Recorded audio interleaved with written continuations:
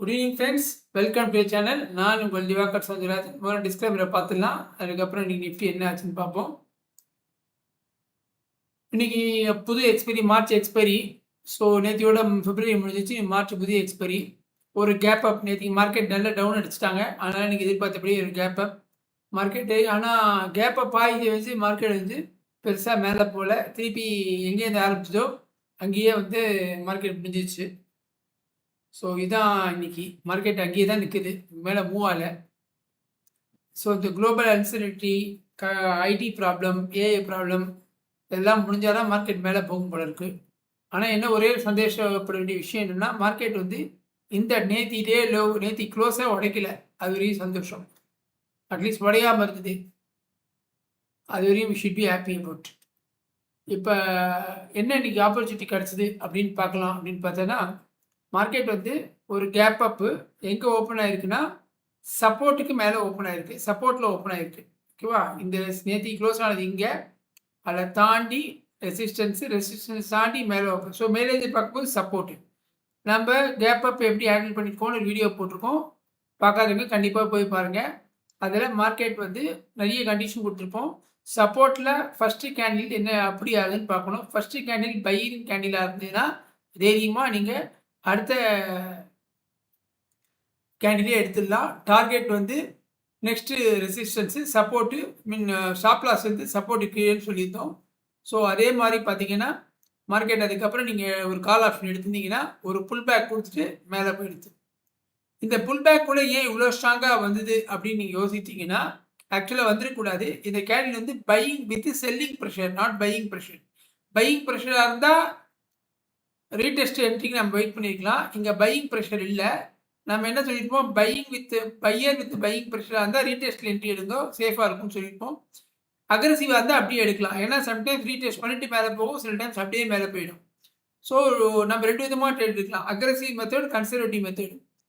Aggressive மெத்தட்னா இது first candle bullish candle இருந்தால் உடனே அடுத்த கேண்டில் ஓப்பன் ஆகணும்னு எடுத்துருது, சப்போர்ட்டில் இருந்தால். கன்சர்வேட்டிவ் மெத்தட் இருந்தால் இந்த மாதிரி இந்த விக்கு வச்சு வந்திருக்கும் பார்த்தீங்களா, அப்போ ரிஜெக்ஷன் பிளாக் கேண்டிட்டு ரீடெஸ்ட் எடுக்கும்போது எடுக்கணும்னு நம்ம சொல்லியிருப்போம். ஆனால் இன்னைக்கு வந்தது buying candle with selling pressure. So சப்போர்ட்டில் செல்லிங் ப்ரெஷருக்கு ஒன்றும் பயப்பட வேண்டிய அவசியம் இல்லை. இருந்தாலும் அங்கே ஒரு சின்ன ஒரு புல் பேக் இருக்கும். இந்த செல்லிங் வந்து ஒரு புல் பேக் இருக்கும். ஏற்கனவே கேப் அப் வேறு. ஸோ கண்டிப்பாக இந்த இடத்துல ஒரு ப்ராஃபிட் புக்கிங் இருக்கும். அதுதான் மார்க்கெட் இங்கேன்னு வந்து இப்படி புல் பேக் பண்ணிவிட்டு திருப்பி நம்ம சொன்ன டார்கெட்டை அடிச்சிச்சு.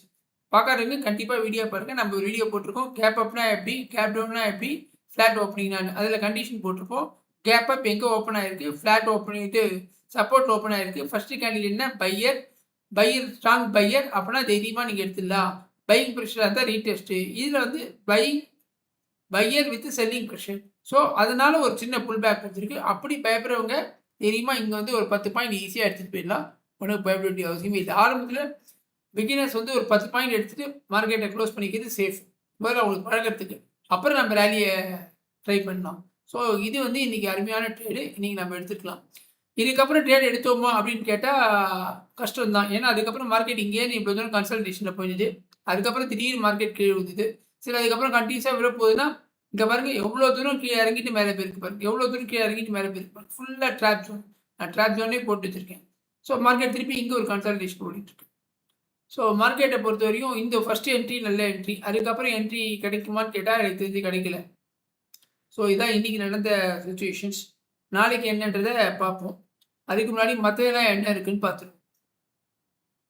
ஸோ அதனால் நீங்கள் வந்து ரொம்ப டென்ஷன் ஆகாமல் நம்ம சில கண்டிஷன் சொல்லியிருக்கோம். அந்த கண்டிஷன்ஸில் தைரியமாக ஸ்டாப் லாஸை பேஸ் பண்ணி அப்படி ஸ்டாப் தூரம் வெயிட் பண்ண முடியா, கண்டிப்பாக அந்த ஓப்பனிங் விளையாட்டியில் உங்களுக்கு 10 பாயிண்ட் கிடச்சிடும். தைரியமாக அந்த கண்டிஷனை அக்செப்ட் பண்ணி மார்க்கெட் வந்துன்னா தைரியமாக நீங்கள் ட்ரேட் எடுத்துடலாம். ஸோ இங்கே நீங்கள் ஒரு 10 பாயிண்ட்டோ 20 பாயிண்ட்டோ எடுத்து, இல்லை ட்ரேடிங் ஸ்டாப் லாஸ் யூஸ் பண்ணிங்கன்னா கடைசி இவ்வளோ பாயிண்ட் எடுத்துருப்பீங்க, ஒரு 40-50 பாயிண்ட் எடுத்துருப்பீங்க. அதோட போதும். ஓகே, இந்த ட்ரேட்லையும் நம்ம வெயிட் பண்ண வேண்டிய அவசியமே இல்லை. இப்போ ஃபார் எக்ஸாம்பிள் இங்கே எடுத்துகிட்டு போகலாம் பொசிஷன் அப்படின்னா ஸ்டாப் லாஸ் கண்டிப்பாக இங்கே தான் வச்சுருப்போம், வேறு வழி இல்லை. டார்கெட் வந்து நம்ம ரெசிஸ்டன்ஸ் டார்கெட் 74 பாயிண்ட். இதில் ஒரு 50% அப்ளை பண்ணிட்டா கூட போதுமே நமக்கு. ஸோ அதோட நம்ம க்ளோஸ் பண்ணிக்கலாம். இந்த மாதிரி ஒரு ட்ரேடு கிடச்சிச்சுன்னா அதுக்கப்புறம் நம்ம இந்த மாதிரி கன்சல்டேஷனில் ட்ரை பண்ணி வேணும். அதோட க்ளோஸ் பண்ணிவிட்டு வேலையை பார்க்க போயிட்டுருக்கலாம். ஸோ நாளைக்கு என்னென்னு பார்க்கறதுக்கு முன்னாடி மற்றதெல்லாம் என்ன கண்டிஷனில் இருக்குதுன்னு பார்த்துக்குவோம். பேங்க் நிஃப்டி டவுன் தான். நிஃப்டியை விட பார்க்கும்போது பேங்க் நிஃப்டி ரொம்ப ஒர்ஸ்ட்டாக இருக்குது. அடுத்து வந்து இன்றைக்கி ப்ராடர் செக்டர்லாம் நல்லா இருக்குது. மிட் கேப்பு, ஸ்மால் கேப்பு இதெல்லாம் இன்றைக்கி பரவாயில்ல. அதே மாதிரி இந்த குளோபல் இஷ்யூனால, ஜியோ பொலிட்டிக்கல் டென்ஷன்னால உங்களுக்கு வந்து கோல்டும் கொஞ்சம் ஏறி இருக்குது, சில்வர் நல்லாவே ஏறி இருக்குது, கிட்டத்தட்ட 2% ஏறி இருக்குது. அண்ட் யூஎஸ் டாலர் கொஞ்சம் இன்க்ரீஸ் இருக்குது. இந்தியா விக்ஸ் நமக்கு சப்போர்ட்டிவாக இறங்கிட்டே இருக்குது. ஸோ அண்டு தென் ஓஐ பொறுத்த வரையும் 25,500 ஸ்ட்ராங்காக இருக்காங்க. மார்க்கெட் நீங்கள் அதையே தாண்டலை. இப்போ ஆக்சுவலாக ரொம்ப கிரிட்டிக்கல் ஜோனில் இருக்கும். இந்த 25,500 தாண்டா தான் நமக்கு புல்லிஷ் சைடு. தாண்டி சஸ்டெயின் ஆனால் தான் நமக்கு புல்லிஷ் சைடு எதிர்பார்க்க முடியும். அதர்வைஸ் நம்ம புல்லிஷ் சைடு எதிர்பார்க்க முடியாது. டவுன் சைட் ப்ரொடக்ஷன் பார்த்தீங்கன்னா இங்கே தான் இருக்குது. ஸ்ட்ராங்காக இருக்கிறது 25,000 தான். நடுவில் இருக்குது, பெருசாக ஒன்றும் இல்லை. ஸோ ஆனால் ரெசிஸ்ட் கால் சைடில் பார்த்தீங்கன்னா வரிசையாக 25,500 ஸ்ட்ராங்காக வச்சுருக்காங்க. 25,600 பார்த்தீங்கன்னா அப்படியே இங்கே 28 lakhs, அங்கே 84 lakhs. ஸோ இதெல்லாம் ஸ்ட்ராங்காக வச்சுருக்காங்க. டவுன் சைடில் ப்ரொடக்ஷன் இல்லை. ஸோ மார்க்கெட் வந்து நாளைக்கு ஏதாவது ஃபண்டமெண்டல் நியூஸ் மாறிச்சுன்னா இது எல்லாமே அப்படி காணாமல் போயிடும். ஆஸ் ஃபார் அஸ் இப்போ பொறுத்த வரையும் மார்க்கெட் வந்து டவுன் சைட் பாசிபிலிட்டி அதிகமாக இருக்குது. அண்ட் பிசிஆர் பார்த்தீங்கன்னா 0.65 அதுவும் டவுன் ஆகிருக்கு. ஸோ இது ரெண்டுமே கொஞ்சம் அலுமையாக இருக்குது. அண்ட் சப்போர்ட் ரெசிஸ்டன்ஸ் நெக்ஸ்ட் பார்க்க வேண்டிய சப்போர்ட் ரெசிஸ்டன்ஸ். நம்ம லெவல்ஸை நீங்கள் கரெக்டாக மார்க் பண்ணிக்கோங்க. இதை பாருங்கள், இங்கேயே நம்ம கரெக்டாக என்ன 1 ஹவரில் வச்சுருக்கோமோ அங்கே மார்க்கெட் கரெக்டாக திரும்பி பாருங்க. லெவல்ஸில் தான் நம்ம ட்ரேட் எடுத்து பண்ணணும். எப்பவுமே லெவல்ஸில் எடுத்துட்டிங்கன்னா தைரியமாக இருக்கலாம். நம்ம அவசரப்பட்டு தைரியமாக இருக்கணும். ஸோ கரெக்டாக இங்கே வந்து திரும்பி பாருங்கள். ஏன் இங்கே திரும்பக்கூடாது, இங்கே திரும்பக்கூடாது, அதுதான் லெவல்ஸ். 90% நம்ம லெவல்ஸை கரெக்டாக மெயின்டைன் பண்ணிட்டு பார்க்கணும்.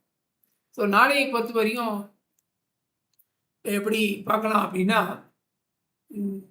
மார்க்கெட் வந்து ஃப்ளாட் ஓப்பன் ஆனாலும் சரி, மார்க்கெட் வந்து இந்த 25,500 மேலே இந்த support resistance 1 hour support resistance மேலே மார்க்கெட் சஸ்டெயின் ஆச்சுன்னா நம்ம கால் சைடு போகலாம். அப்படி இல்லைன்னா போகக்கூடாது. சப்போஸ் டே ஐயை தாண்டி மேலே போச்சுன்னா சூப்பர். இந்த ரெசிஸ்டன்ஸ் தாண்டி மார்க்கெட் போச்சுன்னா கண்டிப்பாக புல்ஷீட் போகலாம், ரீடெஸ்ட்டில் தான் போகலாம். அதர்வைஸ் மார்க்கெட் இதை தாண்டலை, கேப் டவுனோ இல்லை இது கீழே சுற்றி இருந்தேன்னா வெயிட் பண்ணணும். நம்ம டவுன் சைடு தான் டார்கெட் பார்க்கணும். ஸோ இதுதான் நாளையை பொறுத்த வரையும் இருக்கிற.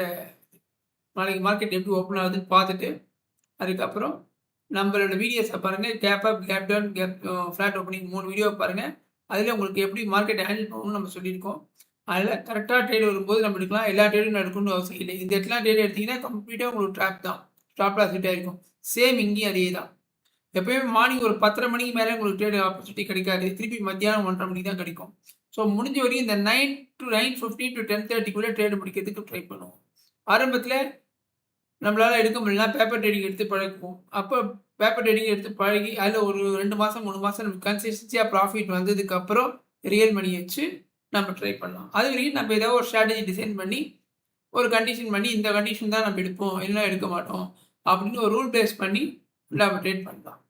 ஓகே ஃப்ரெண்ட்ஸ், ஐ திங்க் இந்த வீடியோ உங்களுக்கு யூஸ்ஃபுல்லாக இருக்கும்னு நினைக்கிறேன். பிடிச்சிருந்தா லைக் பண்ணுங்கள், ஷேர் பண்ணுங்கள். சேனலை சப்ஸ்கிரைப் பண்ணாதவங்க சப்ஸ்கிரைப் பண்ணுங்கள். Thank you friends.